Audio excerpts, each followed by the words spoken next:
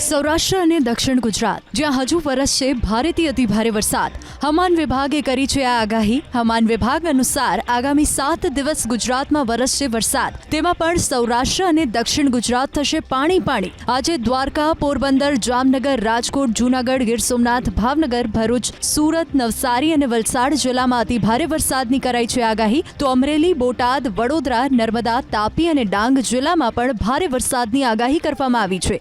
આવતીકાલે દ્વારકા, પોરબંદર, જૂનાગઢ, ગીર સોમનાથ, નવસારી અને વલસાડ જિલ્લામાં અતિ ભારે વરસાદની કરાઈ છે આગાહી. તો જામનગર, રાજકોટ, અમરેલી, ભાવનગર, ભરૂચ, સુરત, તાપી અને ડાંગ જિલ્લામાં ભારે વરસાદની આગાહી કરવામાં આવી છે. ગુજરાતમાં અત્યાર સુધી સિઝનનો 41% વરસાદ વરસી ચૂક્યો છે. હવામાન વિભાગના મતે સૌરાષ્ટ્રમાં 40% વધુ વરસાદ વરસી ચૂક્યો છે, પરંતુ ઉત્તર અને મધ્ય ગુજરાતમાં 20% વરસાદની ઘટ છે. વલસાડના પારડીમાં એક વ્યક્તિનું રેસ્ક્યુ. કોલક નદીના પાણી કોઝવે ઉપર ફરી વળતા એક વ્યક્તિ તણાવા લાગ્યો, જેની જાણ થતાં એક યુવકે તેનો જીવ બચાવ્યો. સુરતના અલથાણમાં કાર ચાલક વોકવેમાં ફસાયો. ખાડી ઓવરફ્લો, વોકવે ઉપર જળબંબાકાર. જો કે કાર ચાલકનું ફાયર વિભાગે કર્યું રેસ્ક્યુ.